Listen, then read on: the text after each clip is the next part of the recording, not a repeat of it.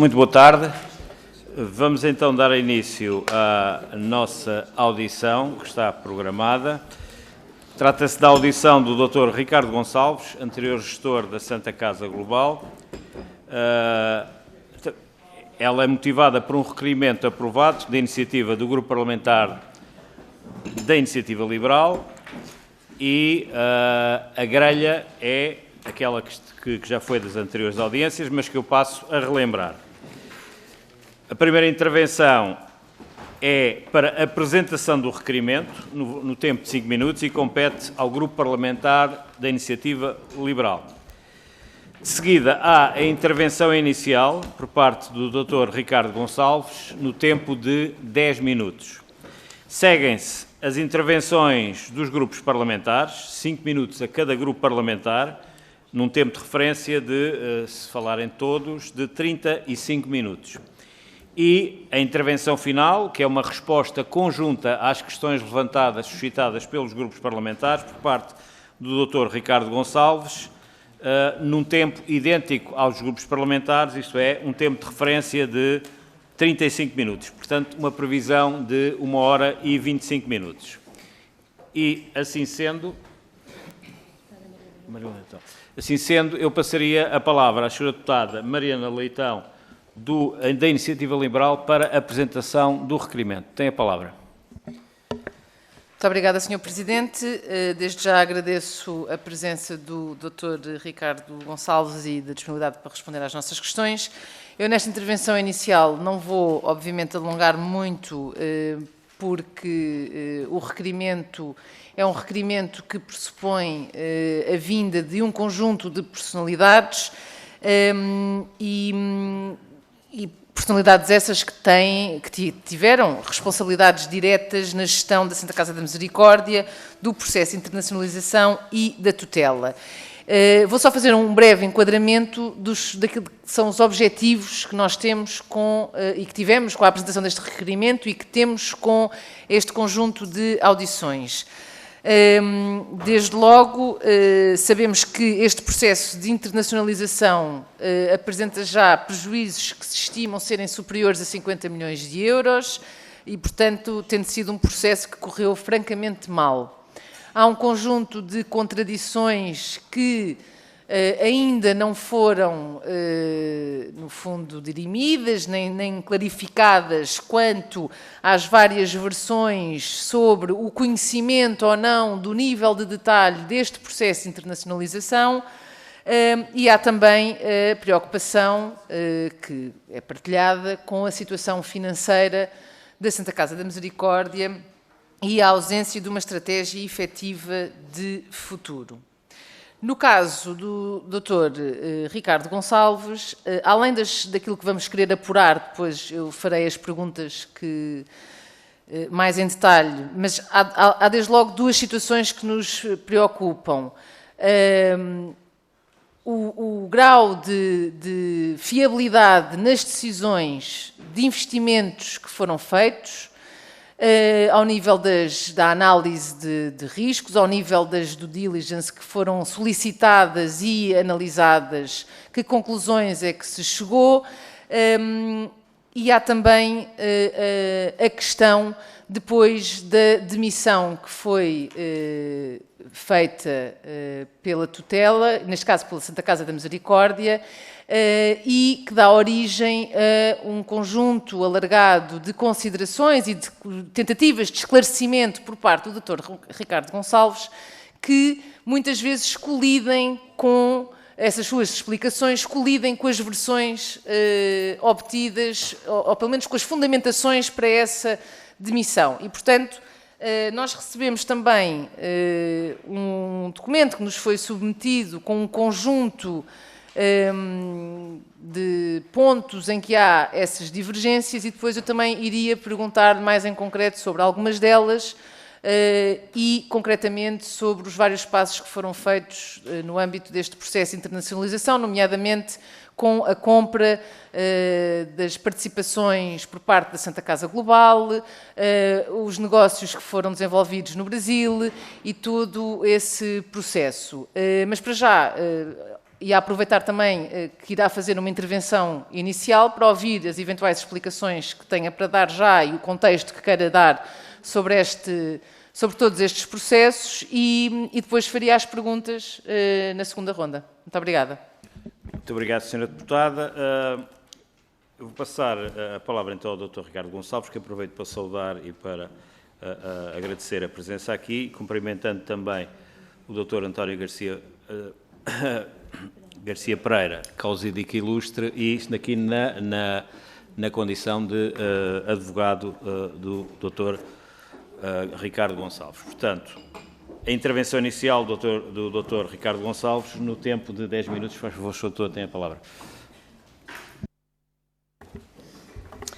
Bem, antes de mais, boa noite, muito obrigado pelo convite que me fizeram para poder estar aqui presente, porque acho que desde o início deste processo tenho manifestado a minha disponibilidade, quer aqui, quer junto com a junção dos vários documentos que aqui foram feitos, quer junto da Procuradoria-Geral da República e até do Tribunal, junto também do Tribunal de Contas, a minha total disponibilidade para o esclarecimento de todos os fatos que acham que sejam necessários.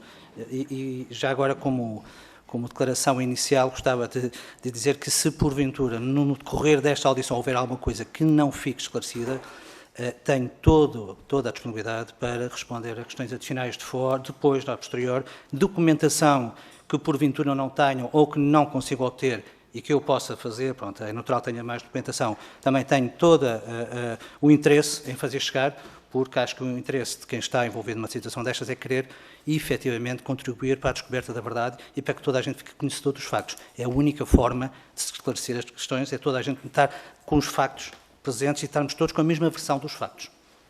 Pronto.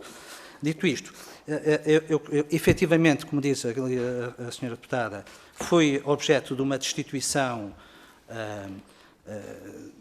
com uma inexistente justa causa caluniosa e claramente atentadora ao meu bom-nome. Quando elaborei aquele documento de explicação passo a passo sobre o que foi invocado, foi exatamente numa tentativa de tentar evidenciar com documentos de facto que aquilo se tratava de situações que não eram verdades, eram inverdades que estavam ali escritas. Acho que, se dúvidas existissem, a doutora Ana Vitória Azevedo, hoje de manhã, acabou por dizer isso mesmo, quer dizer, estamos a falar de uma auditoria que inicia em agosto e no início de setembro tem um relatório preliminar de 5 páginas e é com base nesse relatório que se tira conclusões e que se faz comunicação ao Ministério Público, e eu não estou contra enviar para o Ministério Público agora, para a comunicação social, dando a entender que, de facto, acharam e estão a lidar com pessoas que são criminosas. Não acho que seja a forma mais correta de fazer e tratar esse assunto. E daí esta minha satisfação de poder estar aqui, de facto, a tentar esclarecer esta versão. Dito isto, gostava também de dizer que foram enviados vários documentos aqui para a Comissão. O Sr. Garcia Pereira teve a amabilidade, e que, apesar de eu não conhecer oficialmente nunca nenhum relatório da BDO, mas o Dr. António Garcia Pereira teve a amabilidade de me fazer chegar, de me facultar o relatório preliminar datado de janeiro, se não me engano, que é ponto de situação, e com base nisso foi possível fazer uma análise a todas as inconformidades, até porque isto começou, como dizia hoje de manhã também foi dito, com fortes indícios legais, de criminalidade, ilícitos criminais, para irregularidades e para não conformidades.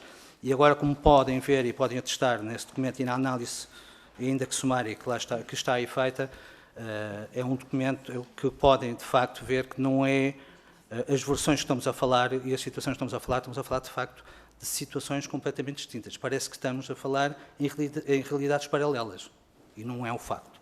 A realidade é a mesma, o que interessa são os factos e não a interpretação de cada um faz sobre o que é que acha que pode existir. Ou seja, acho que nós não devemos, há uma situação que eu acho que, não, como princípio, todos nós, e eu tenho visto as audições aqui de outras comissões e com outras pessoas, aquilo que eu tenho visto, a preocupação é não tirar conclusões precipitadas, mas antes tentar perceber os factos. E eu acho que isso é que é o correto. E não fazer o contrário, que é tirar conclusões e depois vamos a ver se conseguimos encontrar justificações para as conclusões que tiramos. Mas eu também não vou querer alongar muito. Eu queria também, entretanto, distribuir um documento, podemos falar um bocadinho melhor, sobre a questão do dinheiro e do que é que quando nós estamos a falar de prejuízos de 50 milhões, é importante conseguir distinguir o que é que foi investimento, o que é que são responsabilidades financeiras e o que é que estamos a falar em termos de prejuízos e o que é que aconteceu. Acho que isso é que é importante e acho que é por isso também que cá estamos e acho que vamos conseguir fazer isso quando a leitura, inclusivamente, acho que foi o último documento que pedimos para juntar, que espero que já o tenham, que é efetivamente onde fazem essa análise dos dados financeiros dos dinheiros que foram para a Santa Casa Global e para a internacionalização, que espero que estejam na posse dos senhores deputados. Depois, esta situação, quando fomos aqui analisar e posso esclarecer, eu já agora queria só confirmar que tenho este documento convosco. Isso. Foi distribuído. Sim. Eu sei, peço desculpa também, mas o objetivo era mesmo para eu não estar a falar de cor. Eu sei, mas eu retirei. Está bem? E de facto, essas situações, este documento ilustra bem para onde é que foram, para onde é que foi o dinheiro. Acho que é também uma coisa importante referir que todas as movimentações financeiras e de dinheiros existem registro, estão registadas, quer nos vários bancos e nas contas bancárias, nas transferências, como não pode deixar de existir, e também nos sistemas financeiros. Houve, de facto, se calhar, alguma dificuldade da BDO, por isso ter demorado aqui algum tempo a entregar o relatório final de alguns documentos, porque é natural, porque também houve atraso, ou seja, ao bloquear-se e ao suspender todos os pagamentos para o Brasil, suspenderam pagamentos a contabilistas que têm os sistemas financeiros de informação financeira e, portanto, sem isso é impossível aceder. E, portanto, foram, entretanto, retomados alguns pagamentos, contrataram algumas pessoas para ajudarem a encerrar as contas, inclusivamente do ano passado, é o conhecimento que eu tenho neste momento, e, portanto, agora, se calhar, já terão acesso às informações e portanto, poderão ter essa auditoria fechada. Ainda que eu tenho alguma dificuldade de perceber que a BDO, enquanto certificadora das contas, teve acesso a toda a informação e nunca questionou falta de informação que sempre teve, e a BDO, enquanto auditora forense, de repente deixou de ter acesso às informações. Pronto, são coisas que também há de ser esclarecidas e seguramente também não revelarão. Eu gostava, antes de mais, de dizer que esta política ou esta criação da Santa Casa Global e este movimento de internacionalização resulta claramente de uma política que foi definida pela mesa da Santa Casa da Misericórdia de Lisboa, de acordo com as evidências que nós tínhamos e das conversas com todos os membros da mesa e inclusivamente com a produção de evidências das trocas de e-mails, com uma política definida e articulada, em plena articulação, com a tutela. Portanto, isso era a convicção de quem está e quem foi convidado para a Santa Casa Global e quem estava nestes projetos. Nunca nos passou pela cabeça estar neste momento a passar por isso, neste momento, dizendo como se nunca soubessem nada e de repente parece que fui eu e o engenheiro Francisco Pessoa e Costa que resolvemos pegar ali e dizer assim, olha, agora temos cá dinheiro que nós vamos fazer internacionalização. Não foi nada disso que se passou. Eu acho que não é honestamente não é honesto estar a dizer que não houve uma definição de políticas, porque está explicado uma coisa muito importante. Toda a documentação, as due diligence que falam que não tiveram, foram enviadas para o Sr. Provedor e para o Sr. Vice-Provedor, estão na Santa Casa da Misericórdia de Lisboa, estão na Santa Casa Global. Quem diz que não tem acesso a essa informação é porque não foi ver. Mas, mesmo se não conseguirem encontrar, se por acaso tiver essa dificuldade, eu terei, com certeza, na troca de correspondência, tenho seguramente essas documentações e terei muito gosto em fazer chegar também essa documentação que tiverem falta, está bem? Mas é importante perceberem, e muito estranho, porque parece que há uma amnésia total sobre as coisas que não interessam que se saibam, que eu não percebo porque é que não se interessam. Acho que é do interesse de toda a gente saber todos os factos, para que depois, na presença de todos os factos, então sim, se questione, se pergunte, se investigue e se tirem as conclusões. Acho que é isso, os princípios basilares das questões. Queria também só dizer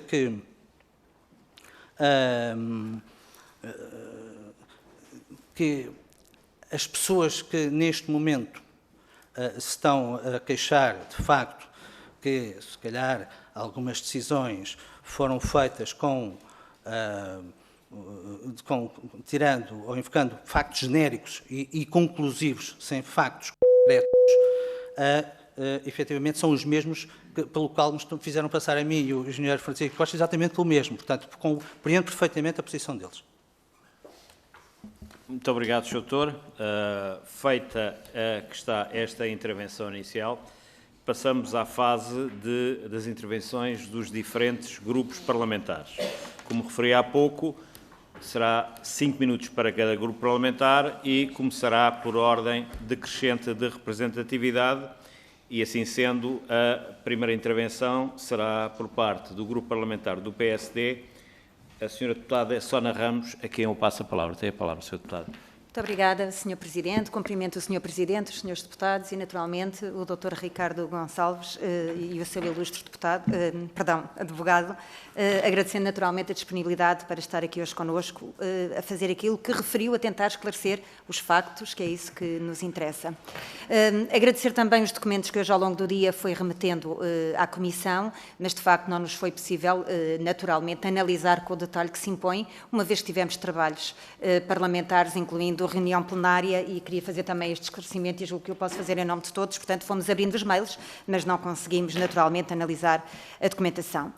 Começo por referir nesta matéria que de facto o PSD sempre teve uma grande preocupação com a estabilidade financeira da Santa Casa da Misericórdia, assim que foram sendo públicas as primeiras notícias relativamente à sua sustentabilidade e ao projeto de internacionalização que, como sabemos, e se veio a verificar, causou, nas palavras dos intervenientes hoje de manhã não só, mas causou também aqui um descalabro financeiro nas contas da Santa Casa e, portanto, parece-nos que ponto prévio é dizer que aquilo que está em causa é uma instituição com mais de 5 séculos, que tem um nobre objeto social principal, que é a assistência social e, naturalmente, a proteção aos mais desfavorecidos e que, nestes últimos anos, passou, de facto, de balanços muito positivos para resultados negativos, de forma acentuada.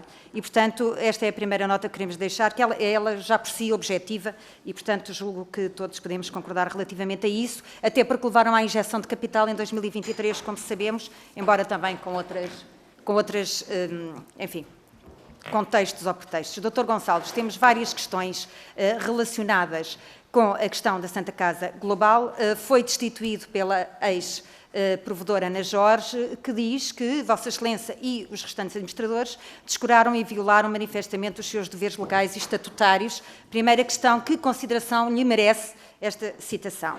Ana Vitória Azevedo, hoje mesmo, sabemos também que era vogal da mesa, iniciou funções em janeiro de 21, é nomeada posteriormente vice-provedora, também diretora da Nextlot, empresa com sede no Peru, que explorava também uma lotaria, mas que ainda hoje de manhã refere que a sua função era de mero acompanhamento da internacionalização do projeto e que se limitava, vejam bem, como se isso não fosse fundamental para uma pessoa coletiva, que se limitava a participar nas deliberações da mesa administrativa, dizendo também que a sua responsabilidade era puramente formal e que nunca teve intervenção real nestes processos. Portanto, a pergunta impõe-se, afinal, quem era o dono do processo na mesa administrativa, sabemos, e não enjeitou a sua responsabilidade, o ex-provedor Edmundo Martinho, mas sabemos também que Ana Vitória Azevedo tinha aqui uma intervenção e uma responsabilidade nesta matéria. E, portanto, uma vez que foi presidente da Santa Casa Global, por favor, esclareça-nos relativamente a estes vários graus de intervenção.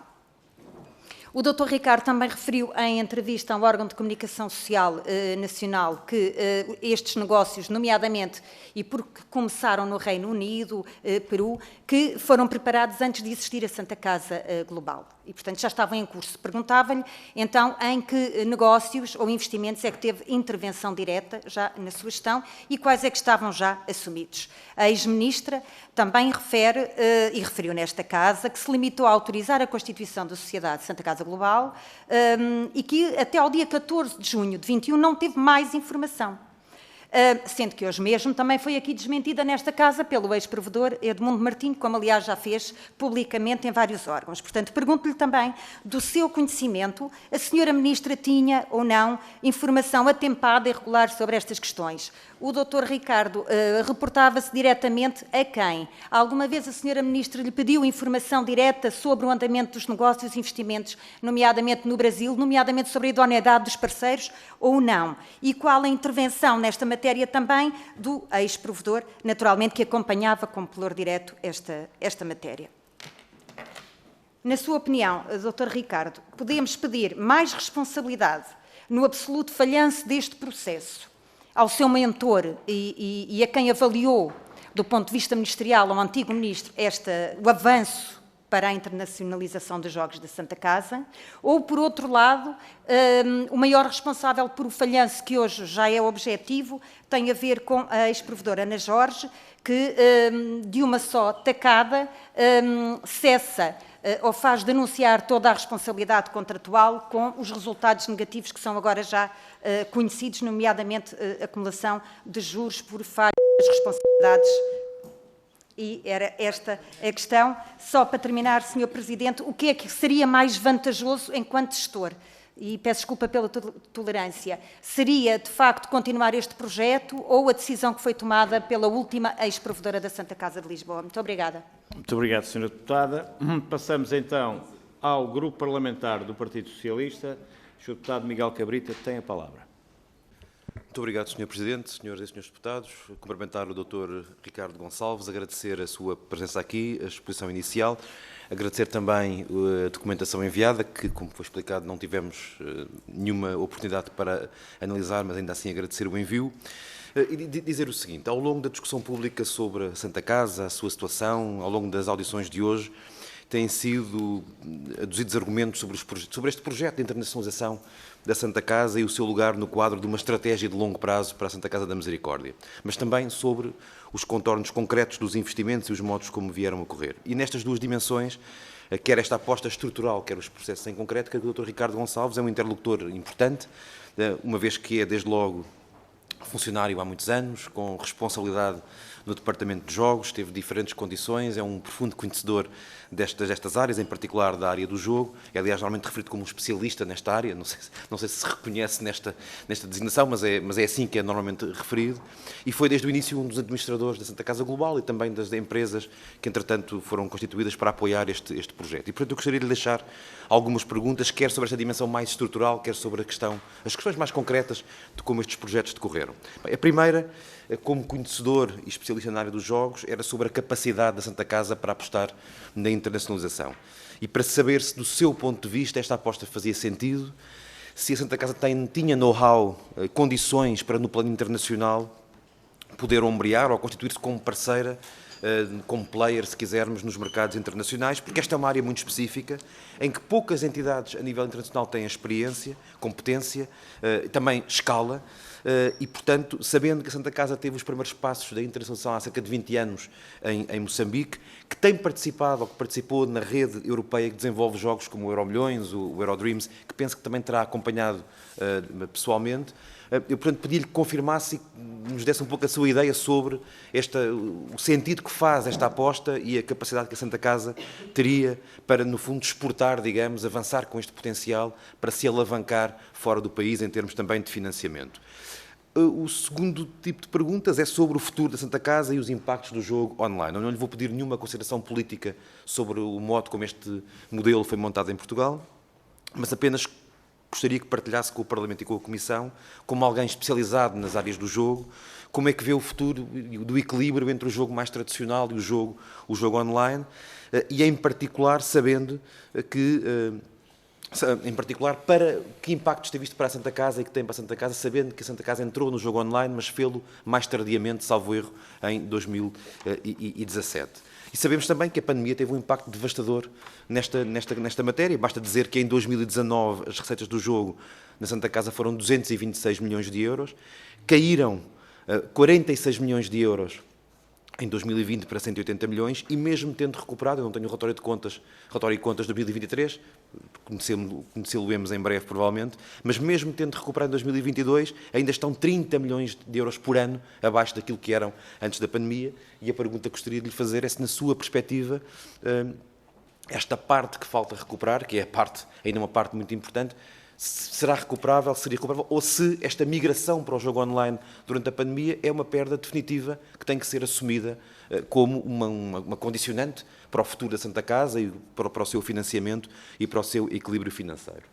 Por último, gostaria de lhe fazer algumas perguntas em concreto sobre os projetos de internacionalização que estava em curso.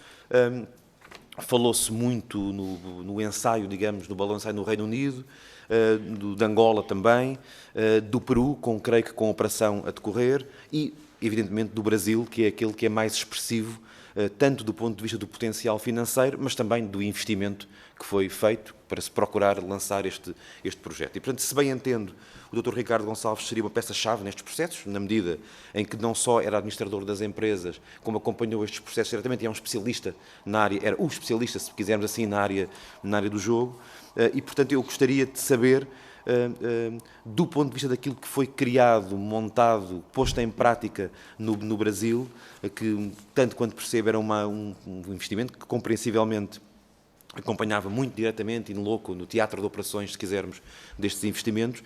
Eu gostaria de lhe pedir, se pode partilhar connosco aqui na Comissão, informação sobre o que estava a acontecer nestes diferentes teatros de operações, nestas frentes de internacionalização, o estado de cada uma das operações, as perspectivas que existiam em cada uma delas e também os obstáculos e reveses que foram existindo para a sua plena concretização e, em particular, e para concluir, Sr. Presidente, além do Peru, como digo, no que diz respeito ao Brasil, gostaria de perceber se pudesse detalhar o modo como estes investimentos foram conduzidos e os problemas que aparentemente se depararam e introduziram, digamos aqui, não apenas ruído, mas obstáculos que vieram depois, mais tarde, a ser avaliados pela nova mesa da Santa Casa, como obstáculos porventura inultrapassáveis ou de risco tão elevado que levaram ao cancelamento dos investimentos.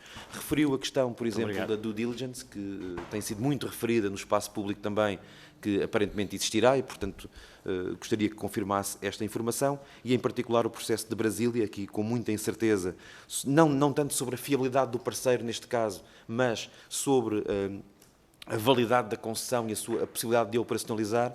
Gostaria que nos desse a sua perspectiva sobre o estado em que estava o processo, se seria realista ou não que ele pudesse vir a ter resultados, ou se, pelo contrário, era um risco real de poder a não vir avançar e, portanto, ser um risco grande do ponto de vista financeiro. Muito obrigado, Sr. Deputado.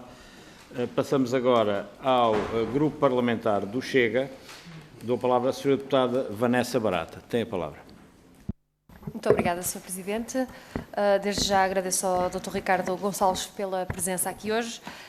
Ora, quanto ao processo de internacionalização dos jogos sociais da Santa Casa e de acordo com o que é prática relativamente comum e justificável para um início de negócio, particularmente no mercado externo, há que criar e fomentar mecanismos de controlo interno que permitam asseverar o investimento potencial e sustentável, ou seja, fazer a devida due diligence. E eu pergunto concretamente se existiu um estudo de mercado prévio, quer para o mercado em Moçambique, na altura, e no Peru, e principalmente se existiu algum estudo no Brasil. Quais, em concreto, foram os atos de due diligence? Porque, como sabemos, o relatório da BDO diz que não houve. E, portanto, eu queria perguntar ao Dr. Ricardo se tem como nos ilustrar que, de facto, houve, e isso até nos podia fazer chegar a esta comissão, tal como mostrou a disponibilidade para o fazer de início, a devida documentação neste sentido. Quais eram, se é que existiam, os principais fatores de risco deste negócio da internacionalização? Também é outra questão. Depois, no que diz respeito a esta auditoria efetuada pela BDO, o Dr. Ricardo Gonçalves levantou dúvidas públicas sobre a forma como foi feito o ajuste direto, mas também sobre uma eventual incompatibilidade pelo facto de esta empresa ter sido a mesma que anteriormente certificou as contas da Santa Casa Global. E na Carta de Destituição, a atual mesa da Santa Casa também sugere que houve negligência, não só nos negócios do Brasil, mas também no investimento da Enigma, a empresa com sede no Reino Unido, que detém a Nexlot no Peru, e a Enigma Services no Canadá. Porém, o Dr. Ricardo esclareceu que este negócio foi preparado muito antes de existir a Santa Casa Global, explica que o empréstimo obrigacionista que foi feito à empresa Enigma Services, de cerca de 4 milhões de euros, tinha como objetivo o desenvolvimento de uma plataforma tecnológica que pudesse vir a ser utilizada em Angola e no Brasil. E que o objetivo, alegadamente, também era utilizar essa plataforma em Portugal para reduzir as despesas, uma vez que o contrato atual para este serviço teria um custo para a Santa Casa de Misericórdia de Lisboa de mais de 26 milhões de euros ao longo de 5 anos. Pergunto concretamente, quem aprovou estes negócios todos? Se foi a Santa Casa Global ou foi a mesa da Santa Casa de Lisboa? Se a plataforma podia ser utilizada via Portugal, por que optar por outra com um custo de 26 milhões de euros em 5 anos? E quem validou esta situação? Peço desculpa. Também foi veiculado relativamente na comunicação social que a mesa que tomou posse em maio de 2023 assumiu uma posição, não só assumiu uma posição de ilustrar os enormes prejuízos financeiros e reputacionais, como também não acautelou a sua possível minimização, sobretudo no Brasil. Também, conforme veiculado pela comunicação social, a Santa Casa de Lisboa deixou de enviar dinheiro para o Brasil, à exceção do valor referente à prestação que a Santa Casa Global tem de pagar pelo crédito de 12 milhões de euros ao Banco Santander Brasil, pedido em 2021 para financiar a compra de 55% da empresa MCE, já falámos aqui dessa empresa, e restantes negócios que levou a cabo naquele país. Sem mais dinheiro, a dívida das empresas que, entretanto, a Santa Casa Global constituiu e adquiriu está a aumentar. Portanto, eu pergunto, com o não envio do dinheiro para a Santa Casa do Brasil para pagar os encargos, a Santa Casa Global incorre em processos judiciais e na comunicação social, aliás, veiculam-se cerca de 20 processos e indenizações superiores a 25 milhões de euros. Queria saber se confirmava esta questão. Quem é que nomeou a doutora Ana Vitória Azevedo, aqui já ouvida, para a diretora da Nexlot e qual o seu vínculo, se era remunerada ou não? Qual a ligação da doutora Teresa Passo, vogal da Santa Casa de Misericórdia de Lisboa, com este processo de internacionalização? Isto porque, segundo a imprensa, foi a responsável pela demissão da doutora Ana Vitória. E qual a sua opinião, a opinião do Dr. Ricardo, sobre o negócio dos NFT, que também já foi aqui abordado com o Dr. Edmundo? Numa última nota, eu estive a ler o quadro Excel que nos enviou e a quantidade de vezes que é mencionada a palavra mentira é muito grande. São 18. Eu dei-me ao trabalho de as contar. E eu queria saber, e vou já com isto terminar, e queria perguntar, porquê é que na sua ótica a BDO mentiu e porquê é que não quis fazer esse estudo, como já alegou aqui hoje, que eles não quiseram procurar os documentos, não quiseram saber. Porquê, na sua ótica, porque mentem? Muito obrigada. Muito obrigado, Sra. Deputada. Para uma intervenção por parte do Grupo Parlamentar da Iniciativa Liberal, passo de novo a palavra à Sra. Deputada Mariana Leitão. Muito obrigada, Sr. Presidente. Eu vou fazer algumas questões, algumas que já foram de alguma forma feitas, mas faltando aqui alguns detalhes que eu gostaria também de obter. Desde logo ia perguntar ao Dr. Ricardo Gonçalves que nos explicasse como é que começou a sua relação profissional com a estrutura da Santa Casa, seja ela nacional, internacional, por via participadas, na totalidade ou parcialmente, como é que se iniciou e que cargos é que ocupou na estrutura da Santa Casa, no grupo que é detido seja parcialmente, seja totalmente, pela Santa Casa. Depois perguntava-lhe que, segundo conseguimos perceber, era administrador da Santa Casa Global e também da Santa Casa Global Brasil. Perguntava-lhe se oferia vencimento de ambas ou apenas de uma, e se sim, de qual. Depois, toda esta situação que se coloca-se por dois motivos, essencialmente.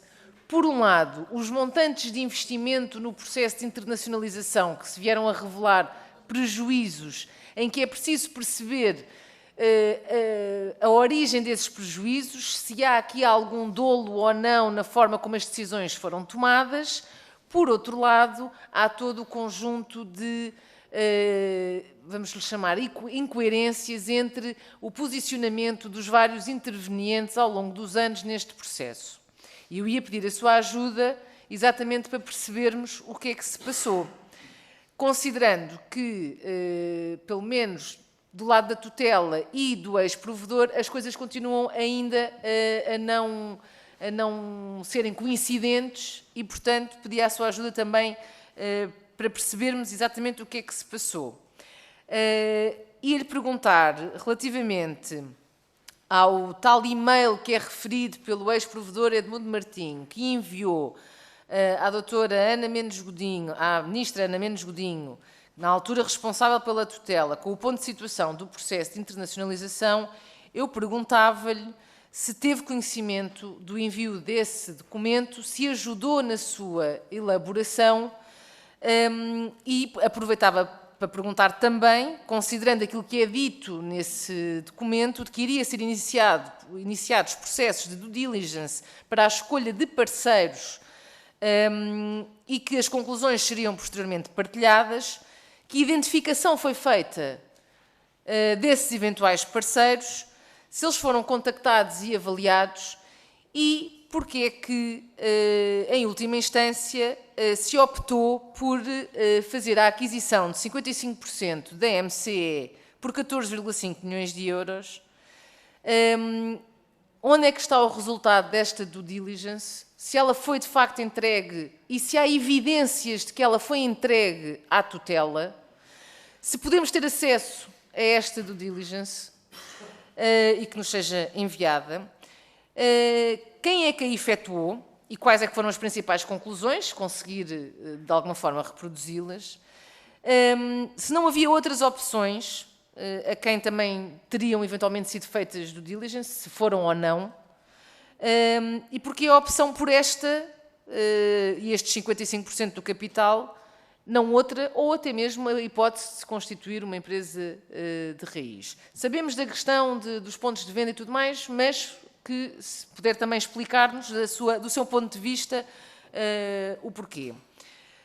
Depois, sabemos também que houve alguns riscos identificados nessa due diligence, apesar de não sabermos exatamente quais, mas que houve uma sociedade de advogados que avaliou esses riscos. Como é que esses riscos foram então avaliados e como é que o Dr. Ricardo Gonçalves os avaliou também? O que é que motivou que tivesse sido avançada esta decisão, considerando a existência destes riscos? Ou seja, de que forma é que eles foram ultrapassados para dar o conforto suficiente para se avançar para a aquisição?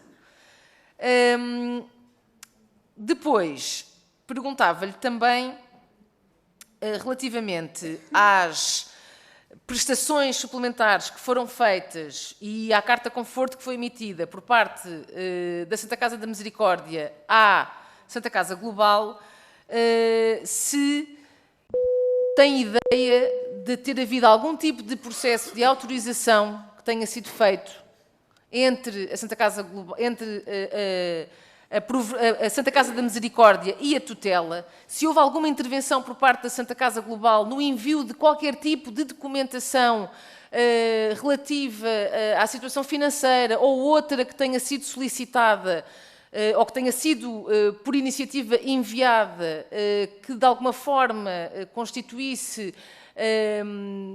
no fundo, o argumento que validasse estas prestações suplementares, esta carta conforto, como é que isto aparece e que diligências a Santa Casa Global e o Dr. Ricardo Gonçalves e os restantes gerentes tomaram para que isto acontecesse. Obrigado, Sra. Deputada. Estou mesmo a terminar. E, portanto, o que é que eu lhe perguntava concretamente? Além disto tudo que já lhe perguntei, e para terminar, foi dito pelo ex-provedor que estava assumido que a tutela tinha autorizado por via de um despacho que tinha sido enviado ainda em 2020 com a ideia geral do processo de internacionalização. É dito também nas informações que o Dr. Ricardo Gonçalves nos enviou que partilha dessa visão de alguma forma, em que havia uma aprovação quase tácita do processo de internacionalização. O que eu lhe pergunto é, não houve nenhum passo adicional dado desde essa altura até hoje no sentido de obter qualquer tipo de aprovação junto da tutela? Muito Se obrigado. houve, quais foram? Muito obrigada. Muito obrigado. Eu faço um bocado como aquele árbitro de futebol, deixa terminar a jogada, mas agradeço que se encaminhem diretamente para a baliza e não façam lateralizações. Muito obrigado. A palavra agora é para o Grupo Parlamentar do Bloco de Esquerda, Sr. Deputado José Soeiro. Muito obrigado, Sr. Presidente. Queria começar por cumprimentar o Dr. Ricardo Gonçalves, cumprimentar também o Dr. Garcia Pereira. Insistiu no facto de que as operações tiveram, digamos assim, uma validação política, eram de conhecimento dos responsáveis políticos.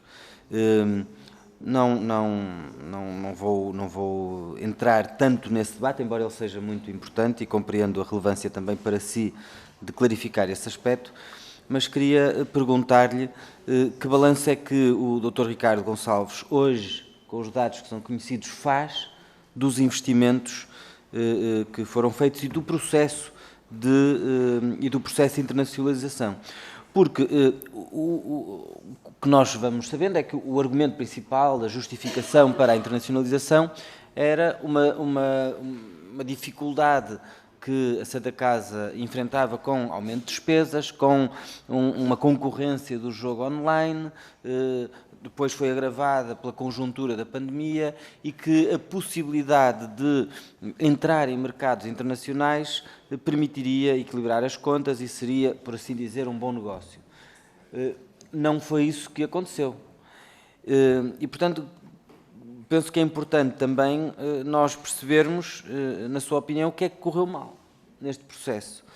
Foram os riscos que não foram suficientemente avaliados, foram outro tipo de alterações, nomeadamente nos enquadramentos dos países onde se pretendia fazer esses investimentos, porque é difícil para quem está a ver o problema deste ponto de vista, é difícil de compreender que uma instituição com tantas prioridades como a Santa Casa da Misericórdia tenha empenhado tantos milhões em apostas e negócios que parecem tão incertos.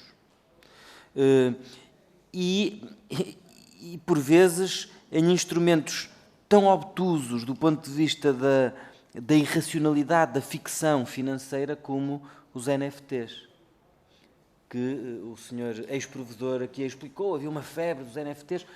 Bom, está bem, mas se houver, quer dizer, não é por haver uma febre que uma instituição como a Santa Casa deve ir atrás, do meu ponto de vista, do nosso ponto de vista, dessa febre.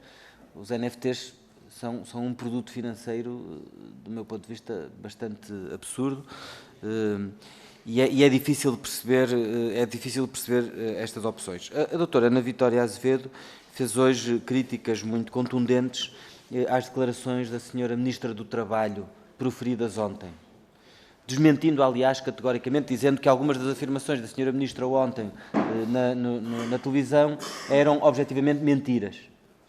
E eu aproveito para lhe perguntar também como é que vê as declarações que foram ontem proferidas pela senhora Ministra. Aparentemente algumas delas foram declarações falsas, objetivamente falsas, foi isso que nos foi dito hoje, nomeadamente relativamente ao benefício que teria sido atribuído pela própria pela própria mesa da Santa Casa da Misericórdia de Lisboa a si própria, mas enfim, como é que vê essas declarações?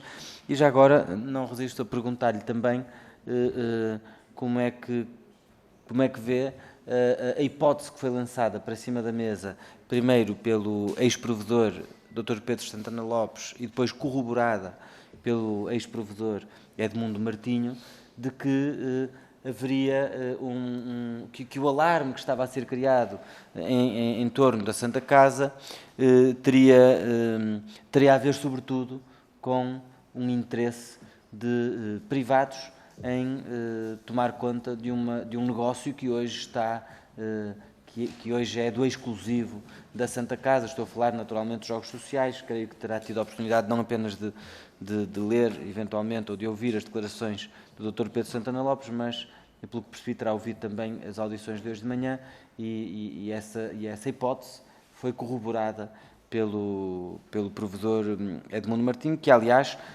veio aqui reiterar a defesa que faz da sua visão para a internacionalização, da importância, criticando a administração ou a provedora cessante, vamos chamar assim, precisamente por ter interrompido esses negócios.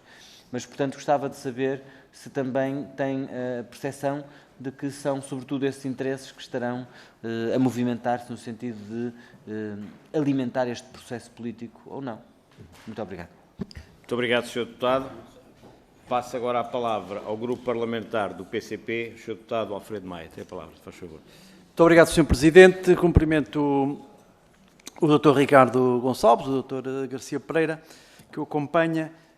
Sr. Doutor, eu, enfim, serei relativamente breve e devo dizer que também eu gostaria de perguntar-lhe em que momento e em que circunstâncias iniciou as suas funções na administração da Santa Casa Global e na Santa Casa Global Brasil. Por outro lado, como especialista que é em jogos sociais e em jogos em geral, suponho, gostaria de perguntar-lhe concretamente se a redução das receitas da Santa Casa da Misericórdia, enfim, as receitas dos jogos sociais, bem entendido, e foi uma descida abrupta e significativa, se deveu mais à concorrência, entretanto, surgida dos jogos online ou à situação concreta de pandemia de Covid-19. É porque, de facto, aqui as opiniões dividem-se e não gostaríamos de contribuir para criar uma espécie de biombo sobre os efeitos concretos e nefastos da introdução dos jogos online.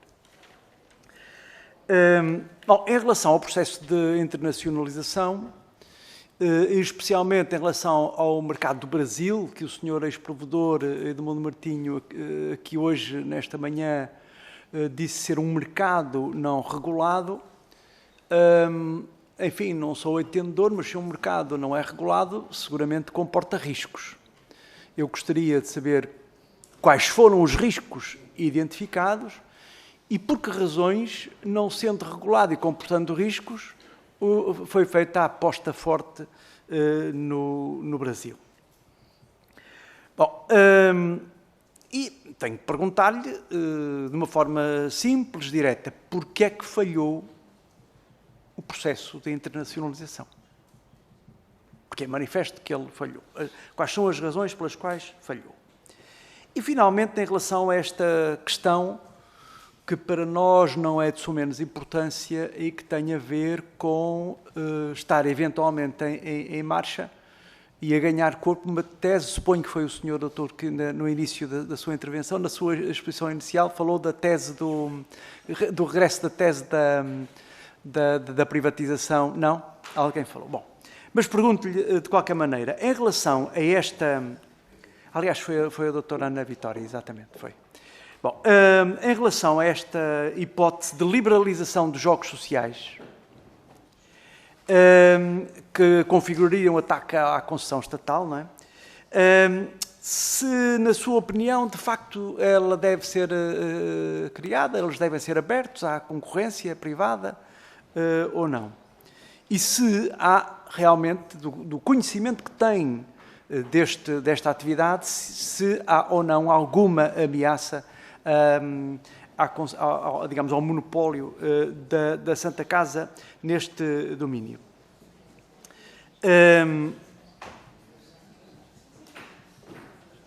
Gostaria também de perguntar-lhe, a este propósito, além de saber qual é a sua opinião, se, em sua opinião, em algumas das operações tentadas ou concretizadas da Santa Casa da Misericórdia, quer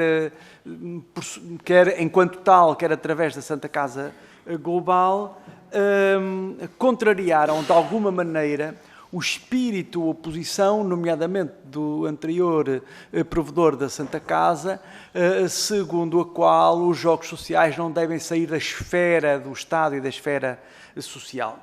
Em síntese, alguma iniciativa contrariou objetivamente este espírito.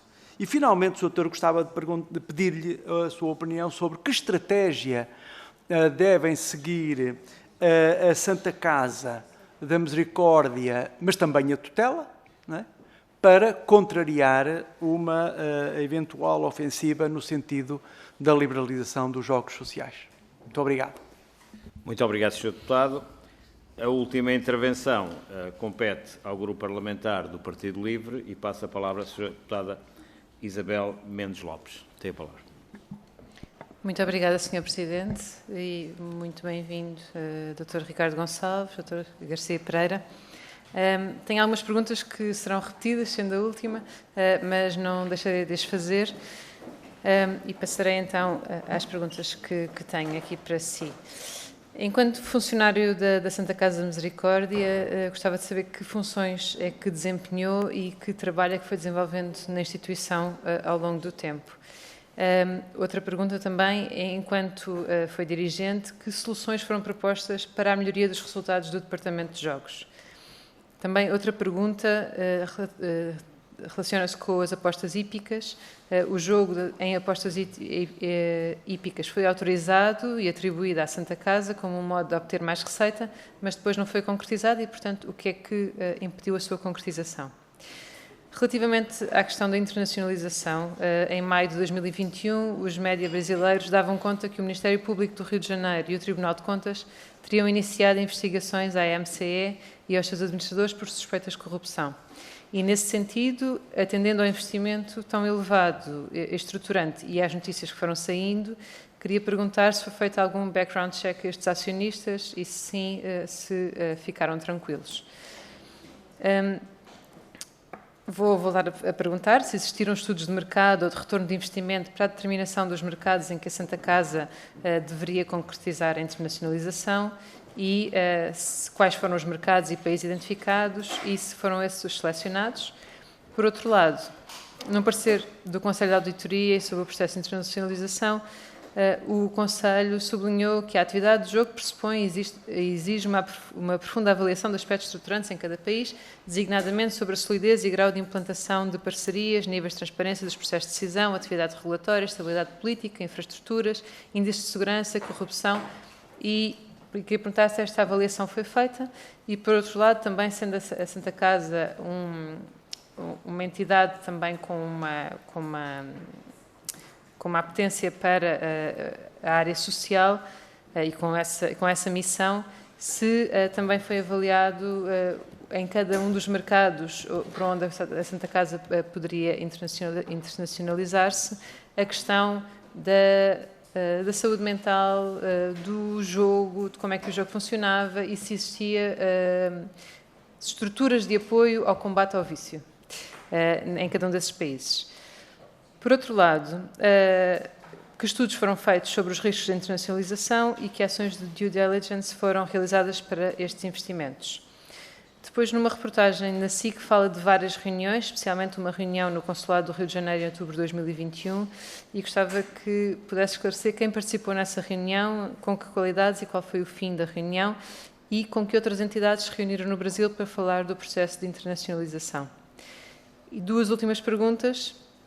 Se também considera, como Edmundo Martim, que a exoneração da provedora Ana Jorge era previsível neste cenário e se também considera, como disse Pedro Santana Lopes, que há uma tentativa de, ou uma apetência, uma vontade de privatizar os Jogos da Santa Casa da Misericórdia. E o que entende disso? Obrigada. Muito obrigado, Sra. Deputada, e sobretudo pela sua capacidade de síntese. Terminamos então esta fase, que era a fase das intervenções dos grupos parlamentares, e passamos à intervenção final, que é do Dr. Ricardo Gonçalves, numa resposta conjunta, num tempo de referência de cerca de 35 minutos. O Sr. Doutor tem a palavra. Bem, vou tentar conseguir responder a todas as questões, mas antes de mais agradecer claramente as questões, porque são todas pertinentes. Acho que tenho pena que acho que não vou conseguir responder a todas, mas se não responder aqui, responderei e estou disponível para responder ou por escrito ou de outra forma ou noutra oportunidade, como assim o entenderem, está bem? Portanto, acho que é importante fazer esta ressalva. Bem, antes de mais, eu gostava de dizer que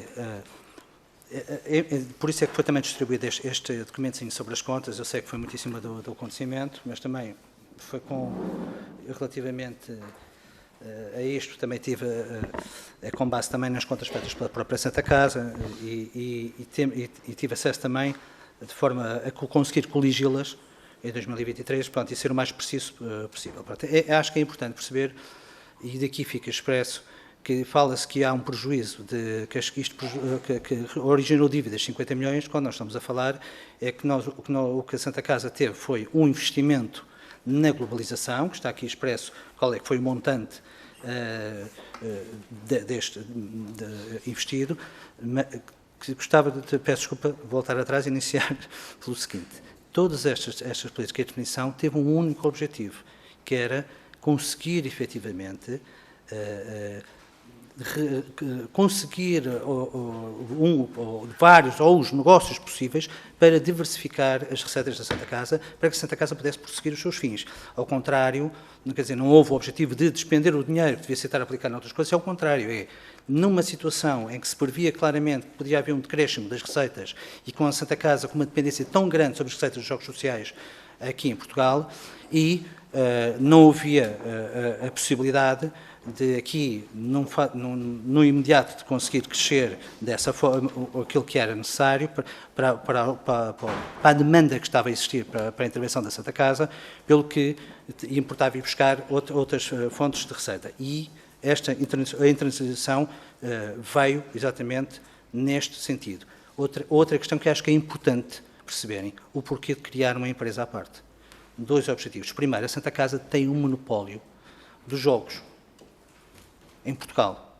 Se a Santa Casa fosse diretamente explorar jogos noutros territórios fora de Portugal, poderia pôr em causa, os outros países poderiam pôr em causa, inclusivamente, esse monopólio e os vários operadores, porque a Santa Casa está limitada a esta circunscrição. Aliás, não é caso único. A Santa Casa, quando foi também para o online, criou uma entidade que se chama a Sociedade de Apostas Sociais para se dedicar ao jogo online, que teve que ser uma empresa que é a Sociedade Anónima, portanto teve que ter obrigatoriamente 5 acionistas e, portanto, são a Santa Casa mais 4 acionistas da economia social que estão, acho que é público, toda a gente sabe. Já agora, para podermos também comparar com estes valores para perceberem, foi um negócio em que a Santa Casa investiu 13 milhões de euros e que demorou 7 anos até começar a ter lucro. Portanto, estamos a falar em Portugal, estamos a falar de apostas online, estamos a falar de um negócio de que, ou seja, não há negócio que tenha retorno imediato, isto é impossível. Dizer que ao fim de um ano e meio que nós estamos com um negócio, dizer que, olha, isto ainda não deu lucro, nem sequer é intelectualmente, peço desculpa, honesto. Porque estarem a dizer isso de facto, parece que estão a querer provocar então, é a sensação que dá, e efetivamente, é que há uma tentativa clara de desinformação E julgo que isso não aproveita a ninguém, pelo menos não aproveita aos senhores que estão aqui, seguramente, e não aproveita aos atores, que são os atores que são envolvidos nestas andanças, não é? Eu vou-lhe dizer que eu estive na Santa Casa, entrei na Santa Casa em janeiro de 1995, fui administrativo, de administrativo passei para assessor da mesa da Santa Casa, tive durante alguns anos como assessor da Santa Casa, estive no gabinete jurídico, acabei por sair da Santa Casa e voltei à Santa Casa a convite, na altura, quando regressou o Dr. Pedro Santana Lopes, convite do então vice-provedor, e voltei para o Departamento de Jogos, para ajudar efetivamente a montar esta situação. Vim também como assessor e só ingressei nas funções de diretor do Departamento de Jogos e da Comissão Executiva em janeiro de 2013. Também, em janeiro de 2013 até setembro de 2023. Foi a minha última ação. Aliás, estive durante todo este tempo numa situação muito complicada e difícil, que foi tentar equilibrar e fazer as duas coisas, que é manter a responsabilidade cá e estar a trabalhar e a tentar implementar o negócio lá. E havia claramente um entendimento que só poderia haver uma decisão de ida para lá de forma definitiva, assim que houvesse uma coisa mais concreta, porque o grande objetivo era existir, efetivamente, a Santa Casa se tornar como operadora de lotaria e não como mera distribuidora de jogo. Porque, por exemplo, quando falam no Rio de Janeiro, o porquê do Rio de Janeiro? O Rio de Janeiro, nós não conseguiríamos, para entrar no Brasil, de facto, o objetivo era obter rede. Ou obter rede, nós tomámos conhecimento desta empresa, já agora, a empresa MCE, tomámos conhecimento no âmbito do processo da Lotex, que foi falado aqui pelo Dr. Edmundo, que era, como sabem, o concurso federal para explorar em exclusivo a lotaria instantânea por todo o território brasileiro, e, entretanto, no meio desse processo, sai a decisão do Supremo Tribunal Federal, onde reconhece aos Estados o direito de criar e explorar as suas próprias lotarias. Por isso é que é importante, quando o doutor, foi uma questão também que colocaram ainda há pouco, que é o porquê para um mercado não regulado. No que toca online, deixe-me dizer que eles têm um termo que é um mercado grey, que é aquilo que se utiliza, é um mercado cinzento. Porquê? Porque está criado, é legal, mas não está regulamentado no online. Mas nos Estados as questões não são assim. Ou seja, o mercado foi dada essa possibilidade e esse direito aos Estados. No início não havia regulamentação, mas os Estados criaram-nas. Ou seja, quando nós ponderamos ir para o Rio de Janeiro, a lotaria já existia regulamentação, já lá estava. É da lotaria, a única coisa que nos fez ir para lá foi porque íamos criar rede, íamos para adquirir uma empresa que estava a distribuir o jogo da lotaria do Rio de Janeiro, por um período de 5 anos, e na expectativa que ia ser lançado, como foi, novos editais para explorar outros tipos de jogos e daí explorar e aproveitar a rede que tínhamos adquirido. E, portanto, ou seja, a regulamentação é uma regulamentação que foi acontecendo aos poucos.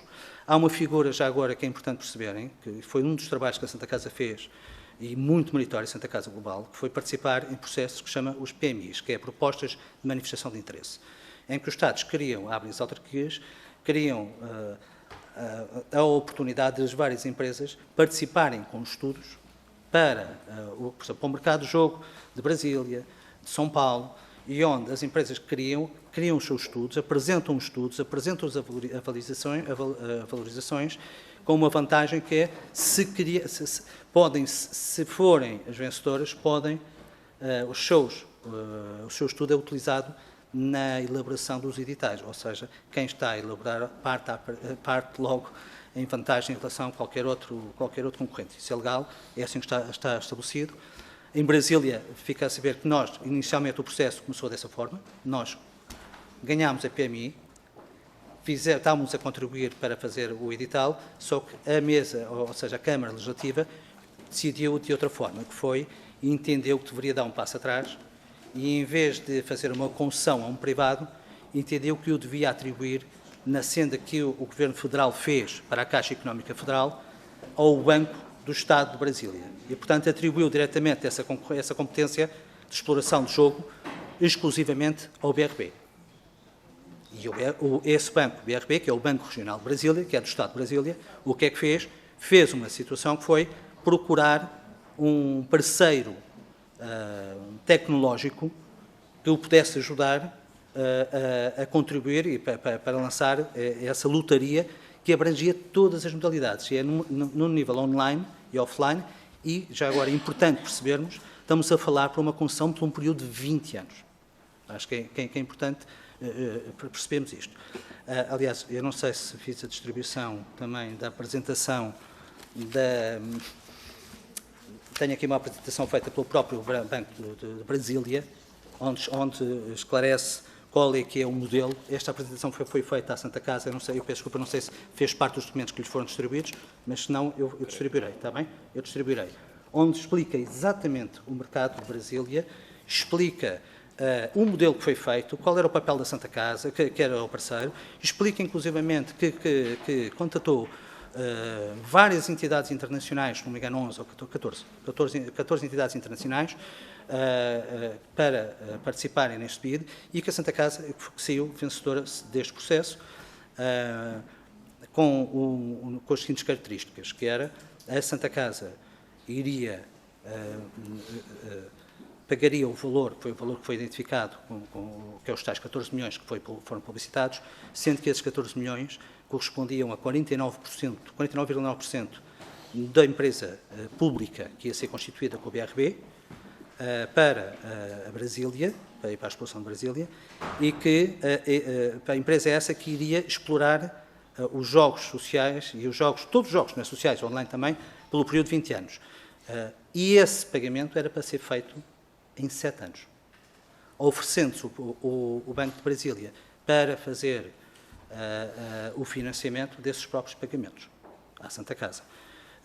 Uma das coisas que veio na auditoria é que há uma carta de conforto que foi assinada pela Santa Casa, que foi assinada, não há evidências da carta ter sido assinada. Pois não, ela nunca foi assinada, ela foi aprovada pela mesa anterior, mas a mesa que veio depois não assinou a carta de conforto.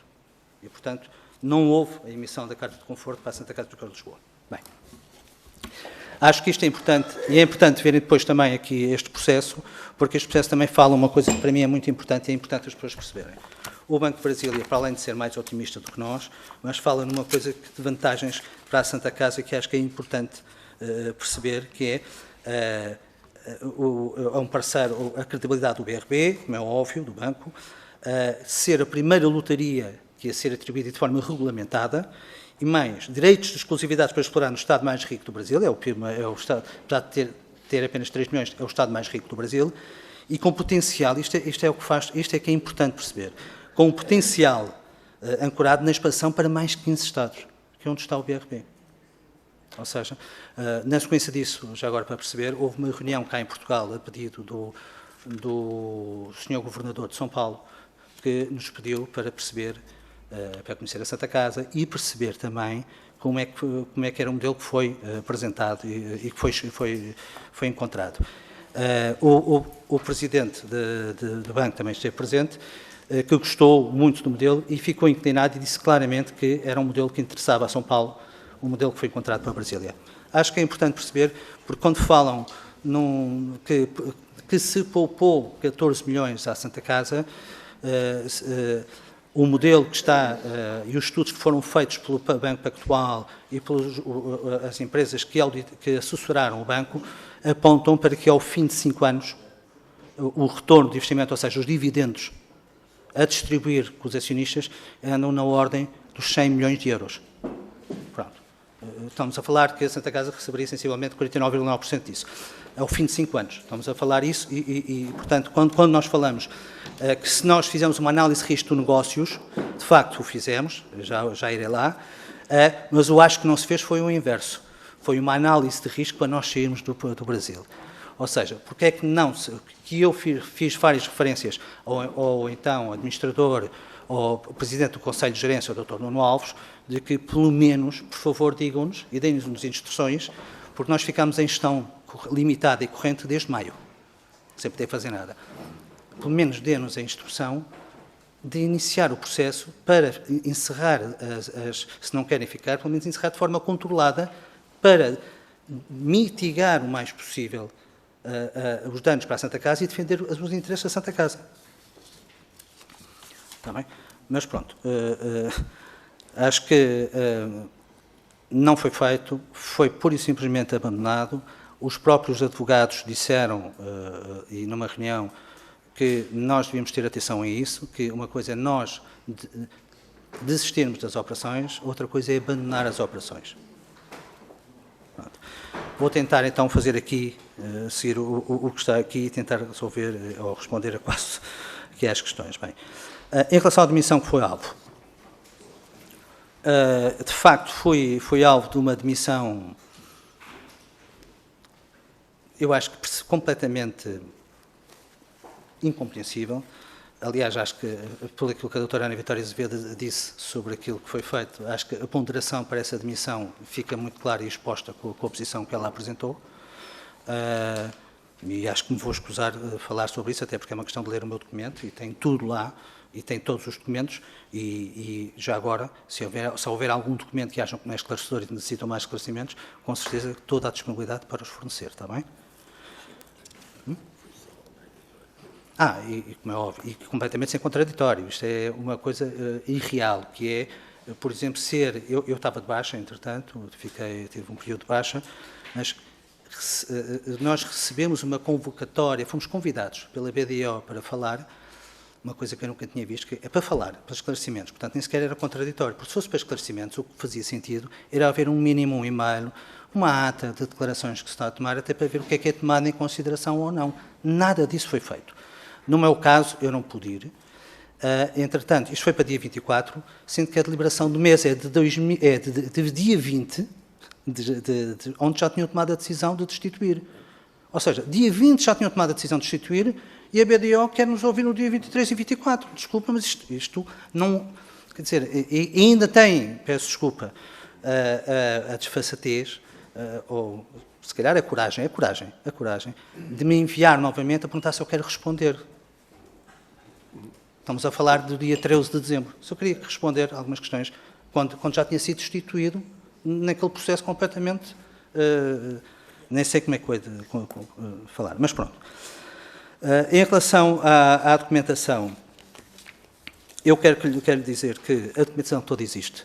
Existe, em volta a referir, a documentação foi enviada, pelo menos ao Dr.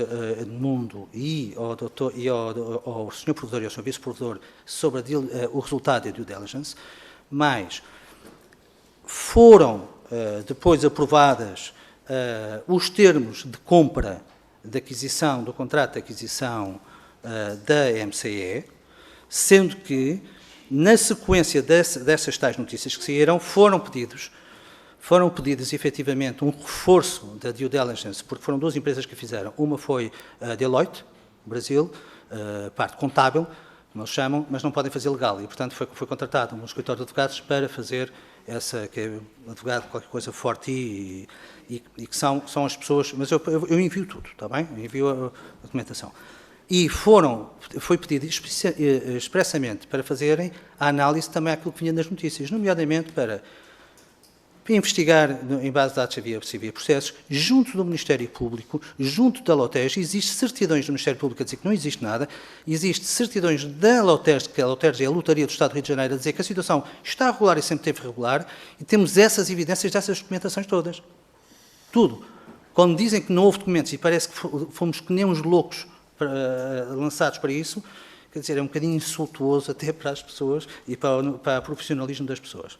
Agora, é verdade que houve, e nós tivemos uma grande, sempre um grande sentido da parte da mesa, quando fala se a tutela sabe ou não sabe, a única coisa que eu sei é que houve contactos claros, peço desculpa, eu nunca contatei com o Dr. Eurico Brilhante Dias, não fui eu que contatei com ele, sei que enviaram, foi-nos dado conta que teriam sido enviado um documento para ele, para tentar colocar na agenda também de uma visita de Estado, esse assunto... do Secretário de Estado, peço desculpa. esse assunto em cima da mesa, da intenção da Santa Casa. Sei que também foi informado e fomos recebidos várias vezes, 3 vezes, se não me engano, pelo embaixador de Portugal em Brasília. Aproveito também para responder sobre a questão do Consulado de Portugal no Rio de Janeiro. Eu estava no Rio de Janeiro e foi-me pedido para eu me dirigir ao Consulado do Rio de Janeiro, que no dia seguinte iria estar uma comitiva onde estaria a Sra. Secretária de Estado das Comunidades e o Sr. Secretário de Estado da Saúde, e pediram para me dirigir para poder explicar o que é que a Santa Casa estava a fazer e qual era o papel, quer no Rio de Janeiro, quer no Brasil, e foi isso que eu fiz, e que me reuni individualmente com cada um deles e tive a oportunidade de fazer uma apresentação breve e sumária sobre aquilo exatamente que a Santa Casa estava a fazer sobre essa matéria. Está bem? Agora, se me pergunta se isso é ter um conhecimento aprofundado, não é, quer dizer, estamos a falar, mas não houve nunca da parte da Santa Casa uma tentativa da Santa Casa Global, uma tentativa de esconder aquilo que estão a fazer. Antes, pelo contrário, tivemos reunião com a ICEP no consulado em São Paulo, com o cônsul também de São Paulo, ou seja, nós tivemos a preocupação, quando enviámos, antes de fazer a aquisição, enviámos também, por exemplo, ao embaixador, e nunca houve de nenhum dos termos da própria tutela, que também recebeu os dados, se achava que era tão importante. Eu não sei, eu nunca enviei nenhuma due diligence para a tutela. Não era essa a função da Santa Casa Global, nem a Santa Casa Global foi interpelada nunca pelo Sr. Ministro. Porque nós respondíamos diretamente à mesa e a mesa relacionava-se com a tutela. Agora, mas sempre houve uma necessidade grande da nossa parte, até porque vocês têm que perceber, do nosso lado, nós temos que ter também do nosso lado o conforto de que a mesa e quem está a decidir também tem esse conhecimento, até para poder concordar ou não com as decisões. Em relação a uma coisa que é importante, e essas decisões, nomeadamente a aquisição, independentemente de como é que foram distribuídas internamente as due diligence, os documentos foram levados a conhecimento à mesa, a mesa foi aprovada e mais, os órgãos da mesa, e pelo que me pude perceber das atas, até que estão também na auditoria referentes, e do conhecimento que eu tenho, durante o mandato do Dr. Edmundo Martinho, eu acho que houve para aí 2 declarações de voto. Uma do Dr. Sérgio Sintra e outra sobre uma questão da ação social e outra sobre outra matéria. Ou seja, nunca houve nenhuma declaração de voto sobre a matéria de internacionalização e sobre isto. Ou seja, podia haver questões, o que é normal colocarem as questões, mas, pelos vistos, nunca sentiram que eram suficientemente fortes para emitirem declarações de voto. Ou seja, todas as decisões foram aprovadas por unanimidade. Isso fica claro. Está bem? Espera aí, 21 minutos, peço desculpa. Em relação aos negócios em que eu estive, diretamente intervenção, eu, enquanto funcionário da Santa Casa, muito antes da criação da Santa Casa Global, foi criado um grupo de trabalho, que foi o grupo de trabalho da internacionalização, onde foi feita uma análise clara com o benchmarking, e eu gostava também, era um dos documentos que pelos vistos está em falta, mas que farei chegar com certeza o estudo, que foi o relatório que saiu desse grupo de trabalho, onde identificaram 4 clusters, Europa 1, Europa 2, África e América do Sul. E daí aquela situação, o Dr. Edmundo está a dizer que nós tentámos, a Française déjà, porque isso tudo foi identificado nesse grupo de trabalho como potenciais, onde é que havia abertura para podermos investir da parte da Santa Casa da Misericórdia de Lisboa. Houve, mas sempre da nossa parte, o que eu gostava, peço desculpa, voltando atrás, quais foram os mercados, quais foram os negócios em que eu estive envolvido. Eu estive, de facto, juntamente dentro do grupo de trabalho, por exemplo, da due diligence que se fez à Enigma Holdings,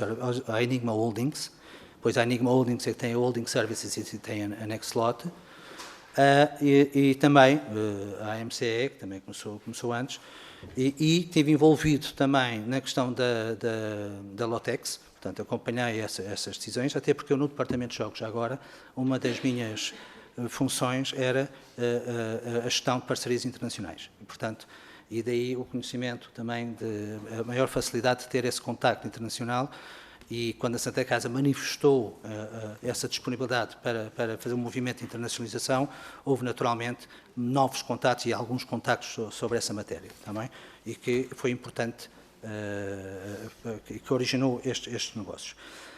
Eu quero voltar, peço desculpa, há duas coisas que para mim é importante também ver, que é a falha, mas peço desculpa, Sr. Ministro.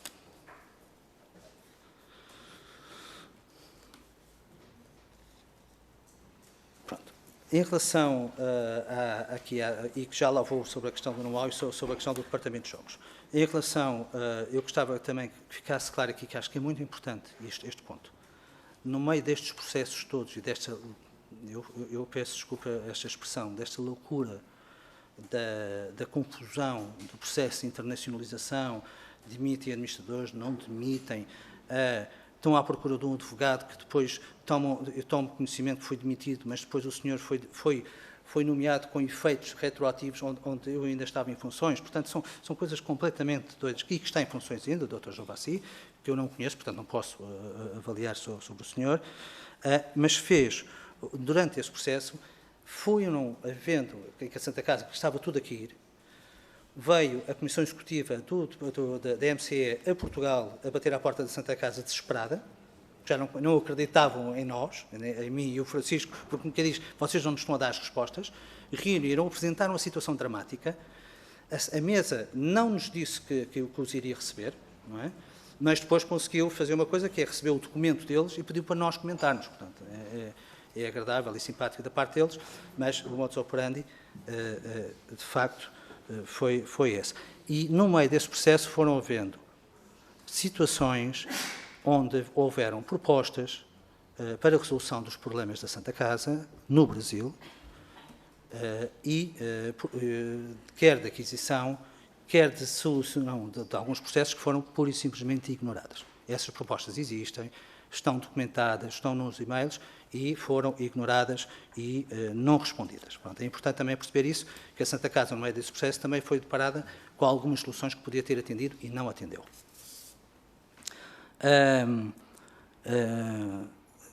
Em relação à questão, peço desculpa, fazia sentido, se fazia ou não sentido a Santa Casa fazer este movimento. Eu acho que fazia sim. Eu acho que a Santa Casa tem técnicos muito bons, com muitos conhecimentos sobre o Departamento de Jogos, sobre os jogos e sobre a exploração de jogos. Aliás, uma das coisas primeiras que recebemos quando o Dr. Fontão de Carvalho reuniu connosco a segunda vez, em agosto, nos disse que, de facto, a impressão dele era que a Santa Casa tinha uma boa imagem no Brasil, por duas ordens de razão, pela Santa Casa em si, pelo aquilo que representa e pelo excelente trabalho de profissionalismo que os membros da Santa Casa Global tiveram no Brasil, nomeadamente a trabalhar nas PMIs, na elaboração de estudos, nas propostas, e, de facto, as pessoas, a credibilidade e o know-how que isso trouxe para o Brasil. Aliás, eu acho que é importante perceber que este trabalho todo que fizemos foi também, está na carta que o Presidente do Banco do BRB respondeu ao Tribunal de Contas, onde refere que uma das razões por que escolheu a Santa Casa foi exatamente por estar implementada, pela qualidade de trabalho que lá fizeram e pela Santa Casa, naquele momento, já ser responsável, direto e indiretamente, por 15 mil postos de trabalho. É importante isto, perceber. Quer dizer, o dinheiro não foi deitado fora, o dinheiro está lá, estava na rede. Está bem? Mais. O futuro da Santa Casa. Eu vou-lhe dizer que, em relação ao futuro da Santa Casa, a Santa Casa, e também aproveitando, respondendo ali ao Sr. Deputado, há uns que dizem que foi da pandemia, outros que é por causa do online, mas eu atrevo-me a dizer que foram os dois. Eu vou explicar porquê. Porque com a pandemia houve um movimento claro, então no que toca às apostas desportivas, um movimento claro das pessoas da rede física para o online. Isso foi claro. Aliás, houve um desacelerar, claro. Mas isto não é uma fatalidade. O que é que eu quero dizer com isto? Também não podemos fazer, como foi dito aqui de manhã, fazer algum movimento para o online. Porque a Santa Casa, como sabem, tem um exclusivo e um monopólio para todo o território nacional, mas em rede física, por exemplo, de apostas esportivas. Onde tem o online é os 0 milhões, as raspadinhas, as lotarias e esse tipo de jogos. Ou seja, não é uma fatalidade, mas estavam previstos, não sei como é que está agora as coisas, mas quando eu estava responsável pelos jogos, foi elaborado um plano de investimentos enorme de revolução tecnológica do Departamento de Jogos para, como é que se pode dizer, para aumentar a experiência digital nos pontos de venda, para atrair novos públicos, para que, de facto, houvesse essa modernidade e essa sensação de modernidade. Tem que arranjar novos produtos, outras formas de relacionar com os apostadores, não é uma fatalidade. Quer dizer que o que a Santa Casa tem... Eu até me sinto doente quando alguém diz é verdade que baixou, mas dizer que é uma fatalidade, quer dizer, a Santa Casa ter um monopólio do jogo. Tem que saber dar conta disto, mais do que qualquer privado. Até porque a Santa Casa da Misericórdia tem anos de experiência, tem bons técnicos, tem aconselhamento, tem conhecimento dos outros mercados e, portanto, não tem como não conseguir dar volta a isto. Assim haja essa vontade. Não é? Peço desculpa. Mais uma questão. Em relação às due diligence, eu vou fazer chegar, como é óbvio. Em relação ao investimento, ao due diligence, o investimento do Brasil, o risco elevado, volto a dizer que o risco foi feito, os investimentos foram feitos depois de fazer as análises de risco, fazerem estudos de mercado. Também se pode participar e se pode partilhar. Há vários estudos de mercado feitos, quer especificamente para cada um dos Estados, como para todos os Estados do Brasil, para nós analisarmos, inclusivamente, quais eram os Estados que seriam mais apetecíveis. E pode-se fazer chegar também a esse estudo, que acho que é importante para perceberem. Não foi feito no ar. Há tanta documentação que me espanta como é que dizem que não conseguem ter a documentação. É muita. Eu vou-lhe dizer uma coisa, é muita para não saberem dela. Muita mesmo. Mas eu faço chegar, está bem? Peço desculpa, então vamos lá. Espera aí, qual é que era a pergunta do PSD? Vamos lá. Sobre a benção de investimento, não. Sr. Deputado, sem diálogo, por favor. Da continuidade ou não, da continuação ou não da operação. Eu vou-lhe dizer que a Santa Casa, apesar de estar, e obrigado também por relembrar, apesar de haver, de facto, situações deficitárias e, de facto, com algumas dificuldades nas operações, a operação com o BRB, efetivamente, tinha todo o potencial para avançar. Vou-lhe dizer que o BRB respondeu ao Tribunal de Contas aquilo que tinha que responder. A Santa Casa foi convidada a pronunciar-se e pura e simplesmente ignorou, mandou a carta a dizer que já não estava interessado mais. E nós tivemos a manifestação também de interesse de várias empresas que queriam ficar até com participações da Santa Casa no próprio da solução do BRB. Portanto, havia, de facto, uma grande apetência para esse negócio. Eu acho que a Santa Casa devia ter continuado, até porque lhes permitiria sair, se fosse essa a intenção, ou aproveitar, se quiséssemos ir, se o BRB, porque essa é essa a intenção também do BRB, ir conjuntamente para licenças federais, e, portanto, aproveitar a rede que nós tínhamos, quer em São Paulo, quer no Rio de Janeiro, mitigar esses investimentos que fizemos e recuperá-los através dessas operações com o BRB. Eu não tenho dúvida nenhuma. Pergunta-me assim, se eu tivesse dinheiro, eu investiria. Se é isso que me está a perguntar. Neste processo, porque, efetivamente, não tenho dúvida nenhuma que vai ser lançado, não foi com a Santa Casa, há de ser com outros parceiros, seguramente, mas não tenho dúvida do sucesso. O Banco BRB é um banco muito dinâmico. Para perceber, a equipa que está no Banco BRB é uma equipa que vem da Caixa Económica Federal do Brasil, onde, por exemplo, o Presidente era responsável pelo retalho. Portanto, conhecedor profundo sobre o jogo no Brasil e sobre as realidades e as vicissitudes. Portanto, não estamos a falar de pessoas curiosas, quer deste lado, quer do lado de lá. Acho que respondi. Outra coisa de participar nas reuniões está, acho que a senhora Ministra pediu mais vantajosos, continuar, mas acho que já respondi a estas matérias, online, já respondi, ensaio.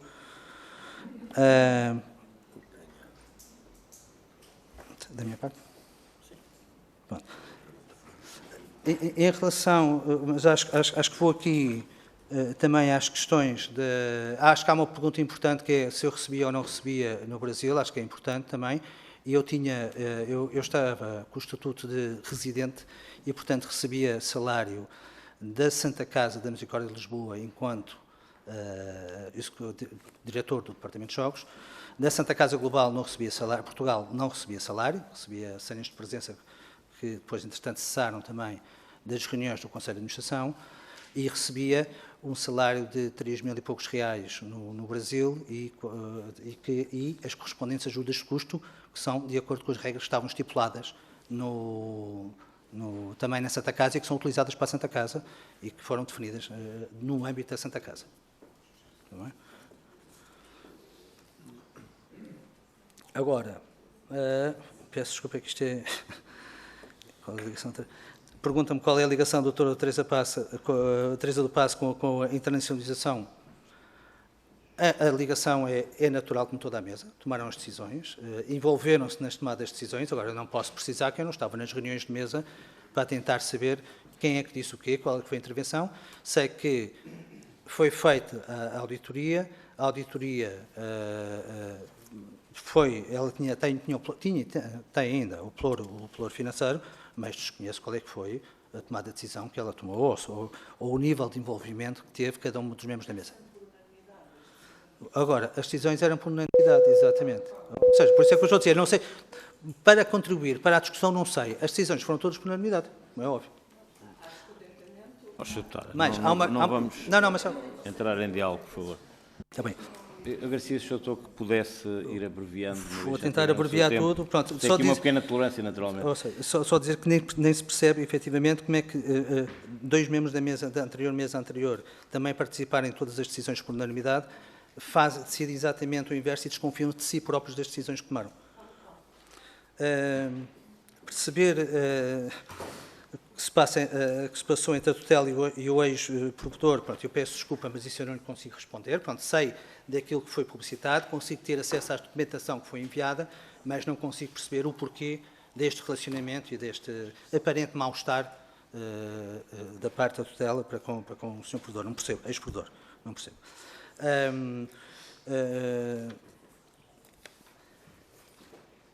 Porque optou por... as empresas já foram identificadas, mas eu vou enviar, quando receberem os documentos, vão ver quem foram as empresas que fizeram as auditorias. Os estudos, também vou acrescentar também os estudos que foram feitos. Em relação agora a todas as questões sobre as prestações suplementares, as cartas de conforto, eu não sei, ou seja, sobre as prestações suplementares, isto estava tudo previsto nos planos de atividades e orçamentos, quer da Santa Casa Global, quer da Santa Casa da Misericórdia de Lisboa, e, portanto, tudo isto foi previsto e não saiu desse âmbito. Agora, se a Santa Casa da Misericórdia de Lisboa foi à tutela pedir autorização para as cartas de conforto, essa parte, eu me competia-me a Santa Casa Global, a Santa Casa da Misericórdia de Lisboa completa a mesa, não sei se o foram fazer, até porque não é caso único, até porque parece-me que também passaram cartas de conforto em relação ao Hospital da Cruz Vermelha e esse assunto também sobre essa matéria. Mas também lhe volto a dizer, ou seja, é natural que esta parte de investimento esteve sempre visto, por exemplo, investimentos não só para a Santa Casa Global como para a SAS. Só muito recentemente é que a SAS começou a dar lucro. Portanto, é a tal empresa de sociedades de apostas sociais que explora o placar.pt. E, portanto, esses investimentos não eram novos sobre questões de investimentos noutras áreas, aqui por parte da Santa Casa. Mas a única coisa que há convicção, aliás, como podem ver aí, é que o projeto que foi apresentado de internacionalização foi apresentado como um único, com exceção daquele estudo que foi feito para a Holanda, para os Países Baixos, e isso sim saía completamente fora do âmbito que foi inicialmente estudado e apresentado à tutela, e, portanto, aí parece-me claramente que careceria de autorização. Porque a MCE foi explicado, nós tomamos esse conhecimento no âmbito do processo da Lotex, tinha acabado de ganhar a licitação para a distribuição do jogo da lotaria por 5 anos e, portanto, pareceu-me claramente a oportunidade para poder ir e não podíamos nós criamos a Santa Casa Global Brasil e nós não poderíamos, por simplesmente, fazer concorrência à lotaria, não é? Ou seja, o que nós fizemos foi comprar uma participação numa sociedade que já tinha ganho uma licitação.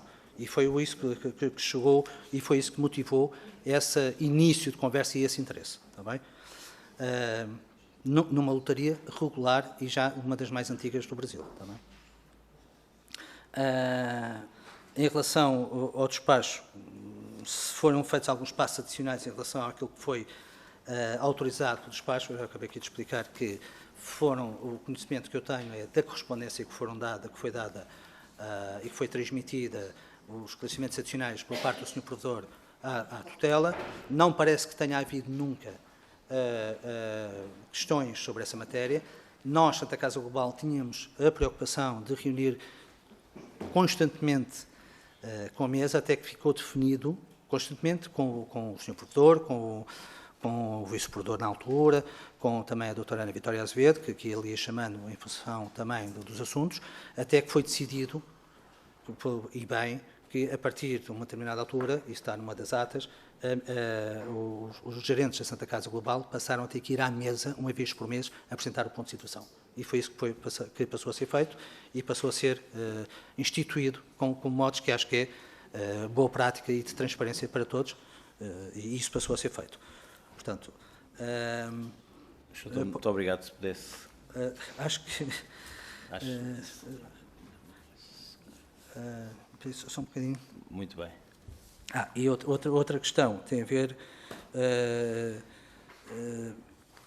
que, efetivamente, eu acho que quando me pediu o meu currículo, entre aspas, ou seja, o meu percurso na Santa Casa, eu acho que é importante perceber que sempre, em todas as funções onde eu tive, sempre tive uma preocupação, que foi a preocupação de defender o melhor que soube e podia os interesses da Santa Casa da Misericórdia de Lisboa e não qualquer outros que tivessem em cima. E acho que isso é inquestionável sobre essa matéria.